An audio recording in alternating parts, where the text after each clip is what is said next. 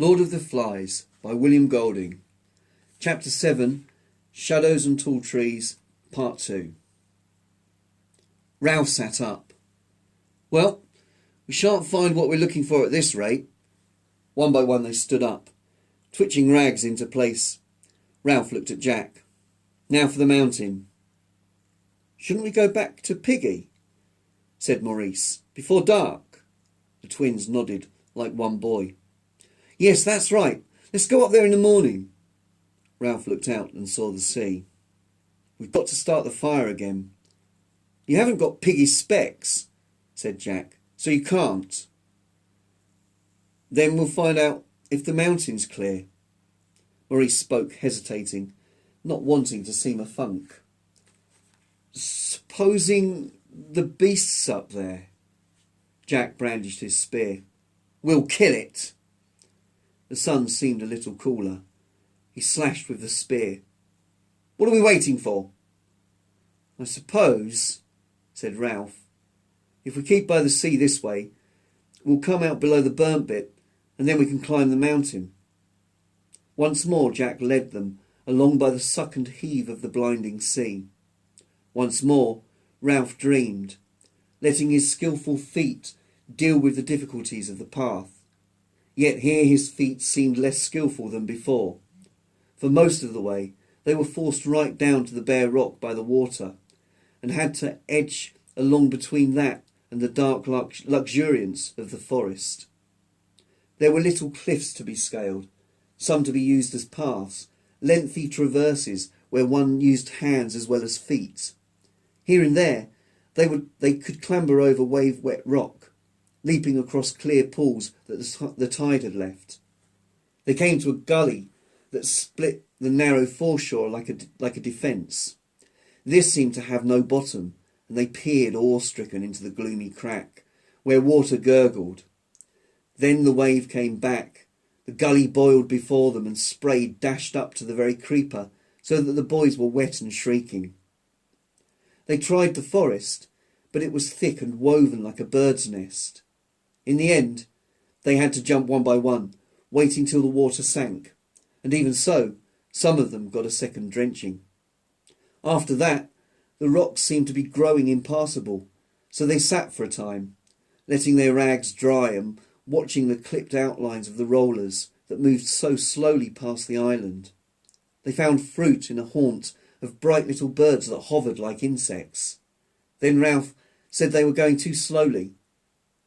He himself climbed a tree and parted the canopy, and saw the square head of the mountain seeming still a great way off.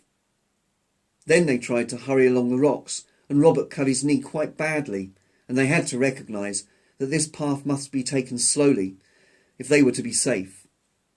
So they proceeded after that, as if they were climbing a dangerous mountain, until the rocks became an uncompromising cliff, overhung with impossible jungle, and falling sheer into the sea. Ralph looked at the sun critically. Early evening, after tea time at any rate. I don't remember this cliff, said Jack, crestfallen. So this must be the bit of the coast I missed. Ralph nodded. Let me think. By now, Ralph had no self-consciousness in public thinking, but would treat the day's decisions as though he were playing chess. The only trouble was that he would never be a very good chess player. He thought of the Littlens and Piggy. Vividly he imagined Piggy by himself, huddled in a shelter that was silent except for the sounds of nightmare. We can't leave the Littlens alone with Piggy, not all night. The other boys said nothing but stood round watching him. If we went back we should take hours. Jack cleared his throat and spoke in a queer tight voice. We mustn't let anything happen to Piggy, must we? Ralph tapped his teeth with the dirty point of Eric's spear. If we go across... He glanced round him. Someone's got to cross the island and tell Piggy we'll be back after dark. Bill spoke unbelieving. Through the forest by himself? Now? We can't spare more than one. Simon pushed his way to Ralph's elbow. I'll go if you like. I don't mind, honestly. Before Ralph had time to reply, he smiled quickly, turned and climbed into the forest. Ralph looked back at Jack, seeing him infuriatingly for the first time. Jack, that time you went the whole way to the Castle Rock? Jack glowered. Yes. You came along part of this shore? Below the mountain, beyond there? Yes. And then? I found a pig run. It went for miles. Ralph nodded. He pointed at the forest. So the pig run must be somewhere in there. Everybody agreed sagely. All right then. We'll smash our way through till we find the pig run. He took a step and halted. Wait a minute though. Where does the pig run go to? The mountain, said Jack. I told you. He sneered. Don't you want to go to the mountain? Ralph sighed, sensing the rising antagonism, understanding that this was how Jack felt as soon as he ceased to lead. I was thinking of the light. We'll be stumbling about. We're going to look for the beast. There won't be enough light. I don't mind going, said Jack hotly. I'll go when we get there. Won't you? Would you rather go back to the shelters and tell Piggy? Now it was Ralph's turn to flush, but he spoke despairingly, out of the new understanding that Piggy had given him. Why do you hate me?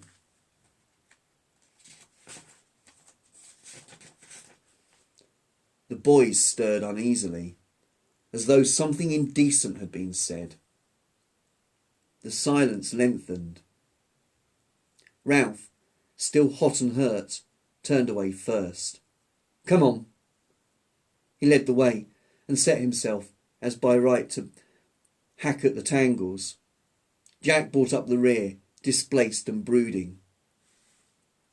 The pig track was a dark tunnel, for the sun was sliding quickly towards the edge of the world, and in the forest shadows were never far to seek. The track was broad and beaten, and they ran along it at a swift trot. Then the roof of the leaves broke up, and they halted, breathing quickly, looking at the few stars that pricked round the head of the mountain.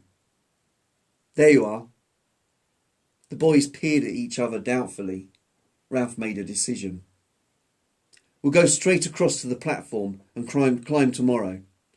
They murmured agreement, but Jack was standing by his shoulder. If you're frightened, of course. Ralph turned on him. Who went first on the Castle Rock? I went too, and that was daylight. All right, who wants to climb the mountain now? Silence was the only answer. Sam and Eric, what about you? We ought to go and tell Piggy. Yes, tell Piggy that... But Simon went.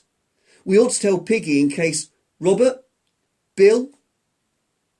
They were going straight back to the platform now. Not, of course, that they were afraid, but tired. Ralph turned back to Jack. You see? I'm going up the mountain.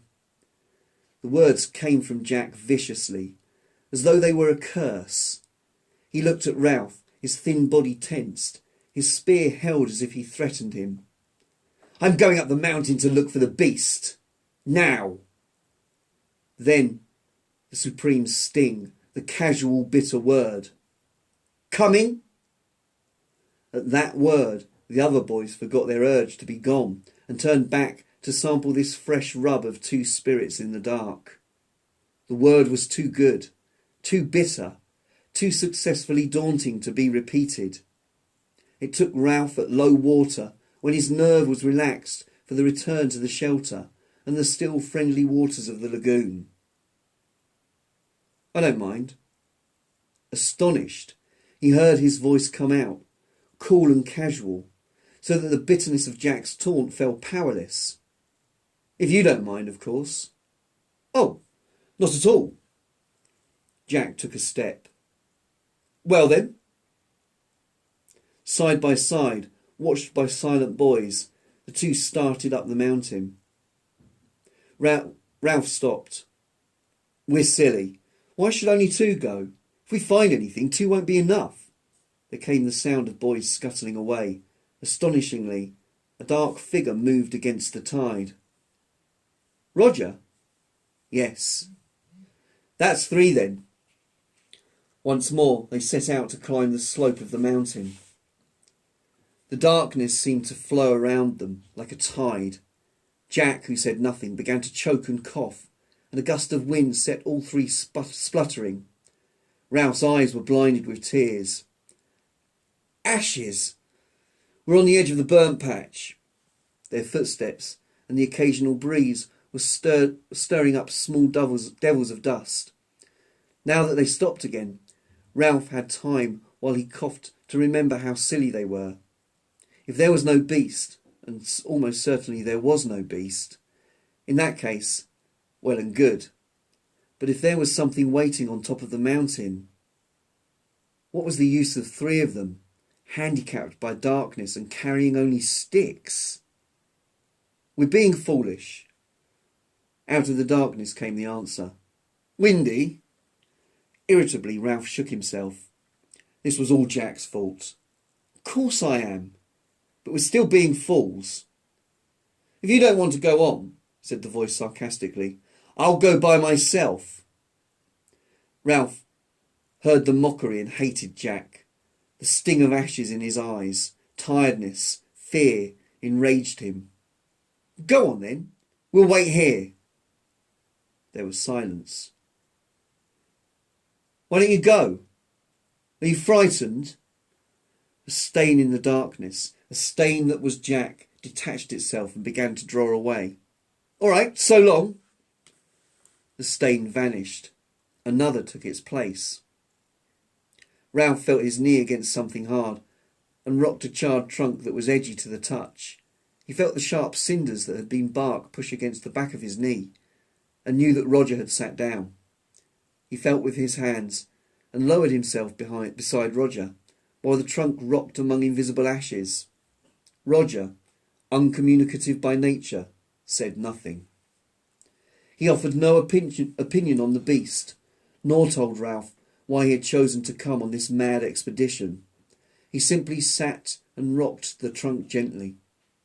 Ralph noticed a rapid and infuriating tapping noise and realised that Roger was banging his silly wooden stick against something. So they sat, the rocking, tapping, impervious Roger and Ralph, fuming. Round them, the close sky was loaded with stars, save where the mountain punched up a hole of blackness. There was a slithering noise high above them, the sound of someone taking giant and dangerous strides on rock or ash. Then Jack found them, and was shivering and croaking in a voice they could just recognise as his. I saw the thing on top. They heard him blunder against the trunk, which rocked violently. He lay silent for a moment, then muttered, Keep a lookout. It may be following. A shower of ash pattered around them.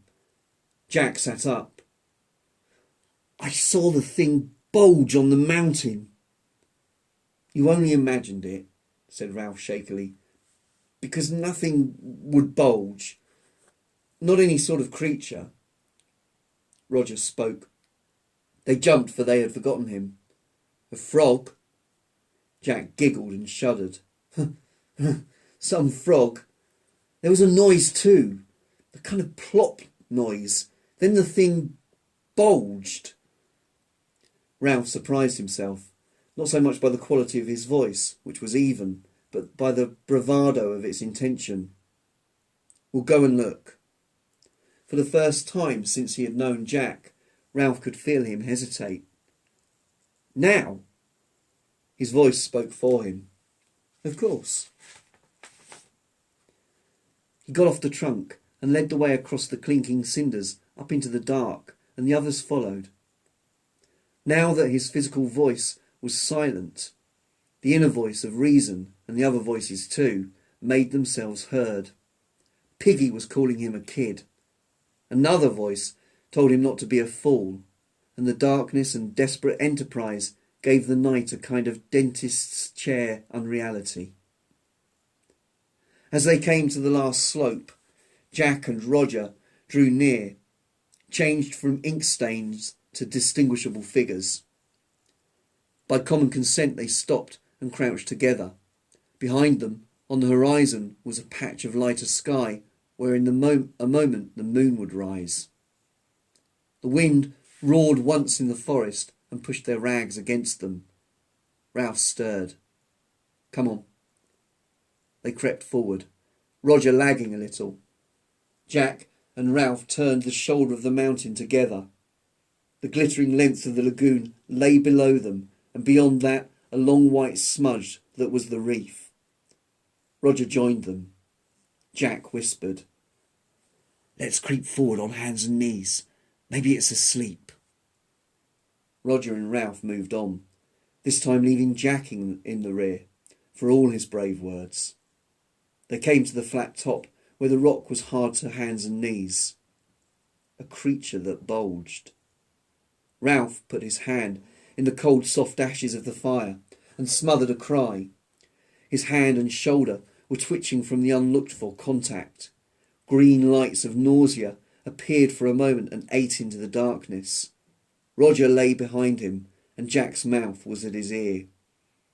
"Over there, where there used to be a gap in the rock. A sort of hump. See?" Ashes blew into Ralph's face from the dead fire. He could not see the gap or anything else, because the green lights were opening up again and growing, and the top of the mountain was sliding sideways. Once more, from a distance, he heard Jack's whisper, "Scared?" Not scared so much as paralysed.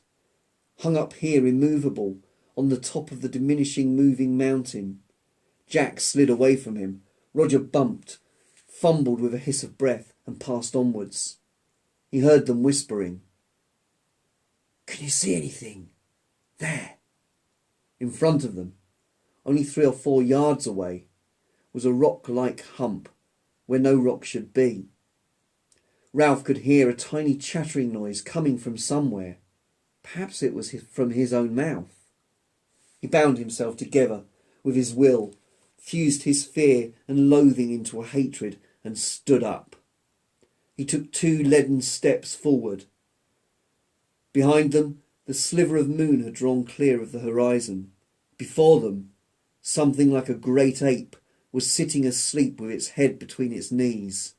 Then the wind roared in the forest. There was a confusion in the darkness, and the creature lifted its head, holding towards them the ruin of a face. Ralph found himself taking giant strides among the ashes, heard other creatures crying out and leaping, and dared the impossible on the dark slope. Presently, the mountain was deserted, save for the 3 abandoned sticks and the thing that bowed.